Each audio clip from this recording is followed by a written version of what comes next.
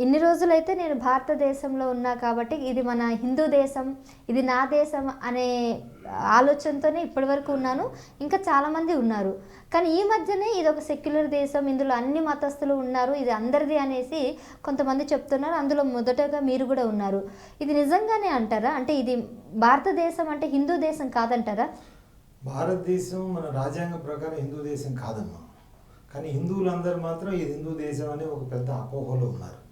ఎందుకంటే మన హిందూ మతము సనాతన ధర్మం ఇక్కడే ఉద్భవించింది, ఇక్కడే పరిఢవిల్లి ఇక్కడి నుంచే వ్యాప్తి చెందింది. సో కాబట్టి సహజంగా హిందువులు అనుకుంటున్నారు ఇది భారతదేశం అంటే హిందూ దేశం అని.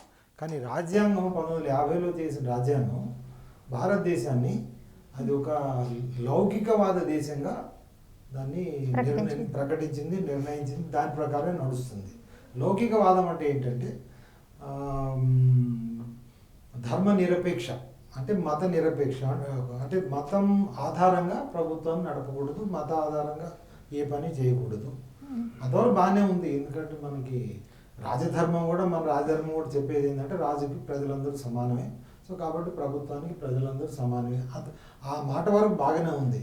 కానీ ఆ పుస్తకం పైన చూసే ప్రియాంబుల్ అంటారు కదా, ఆ ప్రియాంబుల్లో సెక్యులర్ అని ఉంది.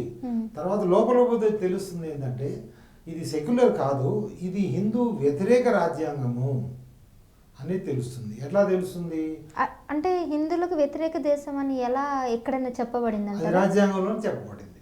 అదేలా సార్? నిజం అదే కదా మరి. ఇప్పుడు హిందువులు నిద్రపోతున్నారు, వాళ్ళు సుషుప్తావస్థలో ఉన్నారు. హిందువులు అందరూ ఏదో ఇది మన దేశం అనుకుంటున్నారు. మన దేశం కాదు. అంటే మనతో పాటు అందరి దేశం, ఇది ఒక హిందువుల దేశం కాదు.